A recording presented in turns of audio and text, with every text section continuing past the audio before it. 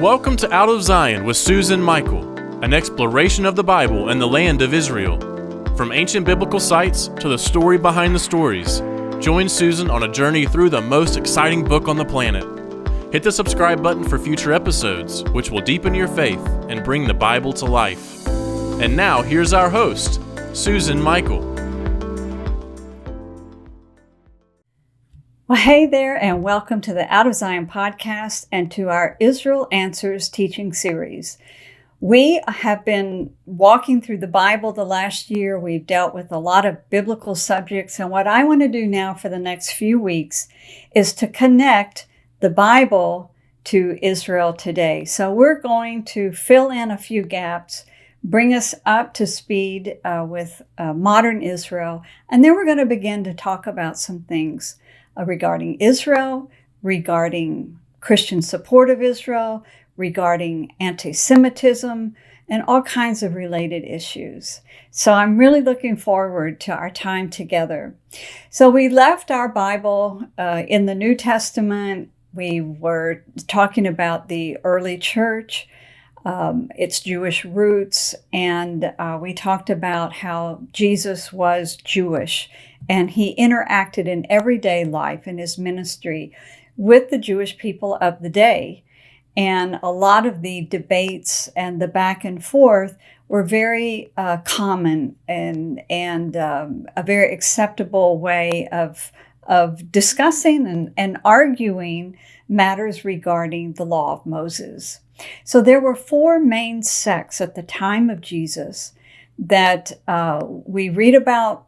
Three of them in the New Testament, but there's the fourth sect is there. It's just not named. But the first sect, of course, are the Pharisees. And because Jesus spoke against hypocrisy of some of the Pharisees, we kind of tend to have a negative view of Pharisees, but actually we shouldn't. The Pharisees were the rabbis. They were the teachers of the law. They taught the people how to be observant of the law of Moses, and they had different interpretations amongst them. They had different schools of thought amongst them in terms of how to interpret the Mosaic law, how to abide by it in those days. And so those were the Pharisees. The fact that Jesus may have argued, or I should say disagreed with some of them, he actually agreed with them a lot. And so we need to take that in its proper context. The second sect that we read about in the New Testament are the Sadducees. They were the priestly class. They were the aristocrats made up of the priest, the high priest, and the leading priestly families of the day. And they were the Sadducees. They disagreed with the Pharisees on the matters of the oral interpretation of the law, but they certainly believed in the law of Moses and following it strictly, and especially in the temple sacrificial system, which they were in charge of. Then there was a third group that we can see their activity in the New Testament, but I don't think they're ever actually named, and that's the Essenes.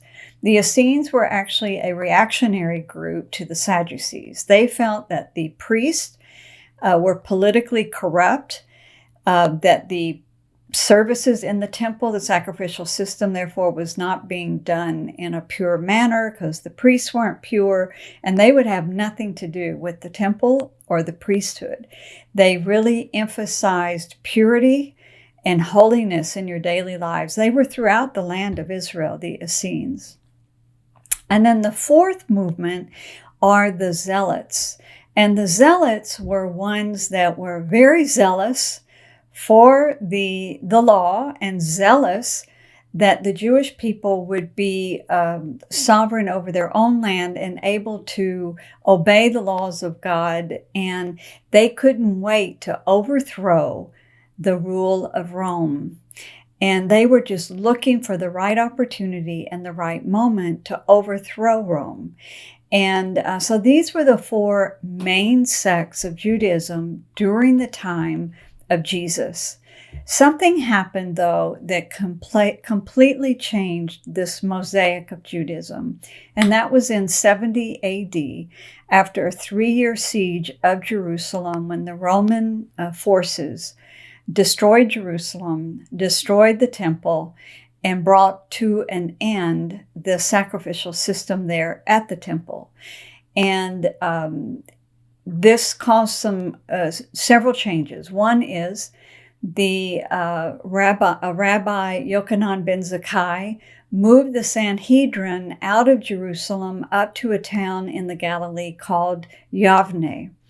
And there was another group of rabbis over in Babylon, and these two became the main two schools of thought within the rabbinic world. And they, in a way, had to adjust to Judaism without a temple, a Judaism without being present in the land, sovereignty in the land.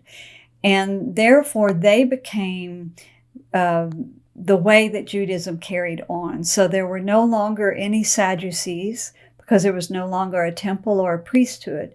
Therefore, there were no longer any Essenes who were reacting against the Sadducees. And there were no more Zealots, because the Zealots had lost. Rome had won. And the only sect that remained then was the rabbinic tradition of Judaism. And they carried on, and they began a whole project of not only adjusting to a world where they didn't have a temple, but writing down all of the oral traditions and the rabbinic traditions and the rabbinic commentary on the law of Moses.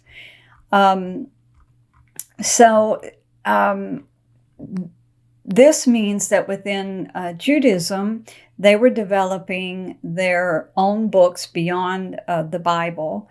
And you could say that at this point, Judaism is having to make a major adjustment. In a way, it's been severed from the land. It's been severed from the temple. And over the years, rabbinic Judaism became Judaism. And that's the type of Judaism we have today, is what is known as rabbinic Judaism. And there are different streams within, of course, the Jewish world. And so here in the United States, we know the main three branches are Orthodox, Conservative, and Reform. And of course, within the Orthodox, there is several different movements. One, the ultra-Orthodox, or what we call the Haredi. And then there's a modern Orthodox. And then, of course, there is a traditional Orthodox. So there's a lot of different branches, but these are your three main ones: Orthodox, Conservative, and Reform. In Israel, they go by slightly different divisions. And in Israel, the chief rabbi and the rabbinic courts in Israel are all of the Orthodox or ultra-Orthodox persuasion.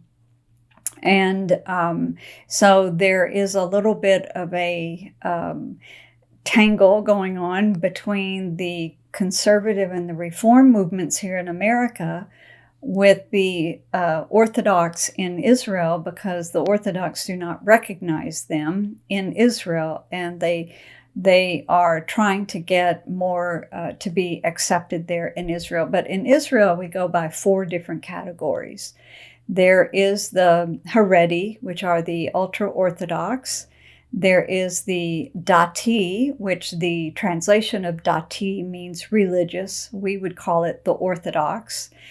And then there is the Masorti, which that is what we would call the more traditional. They're a little less religious than the Orthodox. And then there is the Haloni, which is translated as secular. And what I want to, just the one point that I want you to remember here is that as Judaism developed and we have these different categories, the main defining differences in the categories is based on how you observe the Mosaic law, how much of it you observe. And Judaism is not about a creed. It's not about believing a certain creed that you then accept as your creed and now you're Jewish. Judaism is about observing the law of Moses given to the people of Israel in a covenant. And so when we say that most of the Jews in Israel are secular, it doesn't mean that they're atheist or agnostic. There are some that are atheists or agnostic. It doesn't mean that they don't believe in a God. It means that they're not keeping kosher, they're not keeping Sabbath, they're not being observant. And the more observant you are, the more you move up the ranks from Masorti to Dati to Haredi. The Haredi movement, which is the ultra-Orthodox movement, really is only a couple of 100 years old, and it started in Europe, and it was a little bit of a reactionary movement against the Enlightenment and against the assimilation of the Jewish people. And so they sort of taught to separate yourselves from society and to be very strict in the observance. And you can tell within the Haredi community which rabbi that they're following because they dress a certain way based on the school that they're following. And these rabbis go back 200 years ago, and that's why some of their dress looks like they may come from Poland or Lithuania or Germany back 150, 200 years ago. And that's why the rabbi that they're following, his teaching and his doctrine is from that period. And so they're dressing according to that. Of course, Christianity is different because Christianity believes in a creed. And we're a religion that's based on a faith. It is based on what you believe and not a legal observance. The law of Moses, there are 613 commandments. And just a little aside for you is that some of the commandments are negative, meaning they were told not to do certain things. And some of those commandments are positive, meaning they were commanded to do certain things. So there's both in there. And some of the commandments are all about the temple service and the sacrificial service. And those commandments cannot be kept today because there is no temple. And then there were some commandments that required you to be in the land of Israel. And so, of course, those commandments can now be obeyed today because the Jewish people are back in the land. But they still have no temple, so they are still not able to be totally observant. So this is just to give you kind of an idea of the progression and the development of Judaism since the days of the Bible. And I'm just going to end our conversation today with this little thought. Today, if you Google who is a Jew, you're going to find there's a huge debate about this. How do you define Judaism today? Who is a Jew? And we tend to think Judaism is a religion, but it's actually more than that. It is a peoplehood. And sometimes I hear people use the word race, that they are a race, but they're not a race. There's many different races within the Jewish world. Just go to Israel and you'll see them. Black Jews from Ethiopia, Asian Jews from India and China, and Middle Eastern Jews with an olive complexion, and Ashkenazi Jews with a fair complexion out of Europe and Russia. So it's not a race. And there are Jews that do abide by the Jewish religion, but then there are Jews that don't believe in the Jewish religion, even could be atheistic, yet they're considered a Jew. So how do you define it? And this is the great debate. It is a communal identity as a people. It is a people, an ethnicity that comes with a set of values and kind of a DNA of how they approach life and see the world. And there is a religion for those that want to follow it. and most would be loyal to that religion, but they may not observe it as religiously as others would. So just an interesting little aside there of who is a Jew. And to be Jewish has a cultural expression, an ethnic expression, religious expression, political, genealogical. It's based on were you born to a Jewish woman or were you born to a Jewish father? Different sects look at it different ways. And then there's a personal dimension. You can be born a non-Jew and yet convert to Judaism and become a part of the Jewish people. So interesting, isn't it? It's fascinating. There's nothing quite like it with any other religion. But one of the fascinating facets of being a Jew and of understanding Judaism today. So that's it for today. We've kind of brought you up to speed from the time of the Bible to today on the Jewish faith. Next week, we're going to talk about Christianity. So I'll see you back here next week. And until then, God bless. We hope you have enjoyed this episode of Out of Zion with Susan Michael. Be sure to subscribe to Out of Zion now on Apple Podcasts, cpnshows.com, YouTube, or wherever you like to listen and learn. Out of Zion with Susan Michael is a production of ICEJ USA, all rights reserved.